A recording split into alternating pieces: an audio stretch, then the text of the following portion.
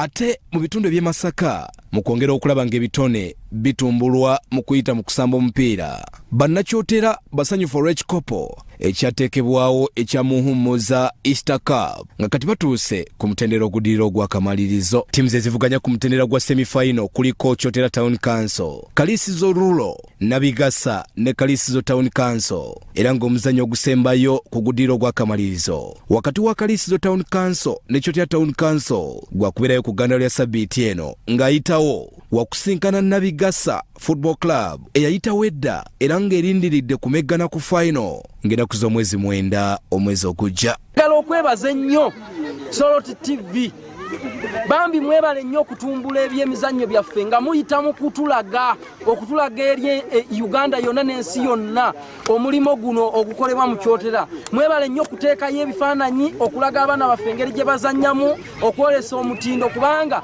ne ttiimu zinga Neeke kwezavudde ku Soroti TV ku mutimbagano ku YouTube okusobola okupiikinga interest mu kujja okulaba emipiira gyaffe, abaana baffe ne babalondamu okubatwala mu ttiimu zaabwe. Ono takoma ku bazannyi bakulu bokka wabula ne mu masomero kw'ossa okubangulwa kw'abaddiifiri. Barefali 15 bamaze okubeera affiliated ne Uganda Football Association FUFA. So abantu abo bali eligible okufuwa emipiira mu Buganda region. So nga ate mulimu ne refali omwami oyo ayitibwa Kabito Henry yafunye badge eya national.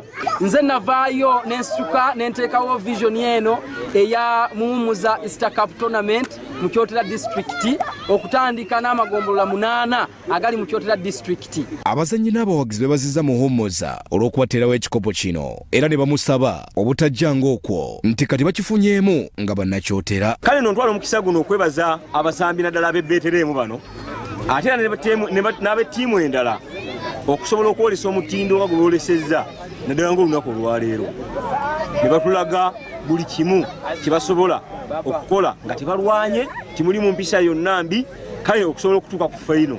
Tefutefu mu kusamba fayino naye tetunywa okwongeramu amaanyi, tetulina kujja mu maanyi, twagala kwongeramu bwongezi maanyi za Dr. Muwumuza olw'okuba nga ffe abavubuka yatulabye n'alaba nga mutuufu tubadde tusubwa ekyamazima okuva twafuna tonamenti eno ya Dr. Muwumuza essanyu lyeyongedde mu disitulikiti y'Ekyotera. Abel Kitaka ne Mukisa Ronald, Salt TV, Omunyo.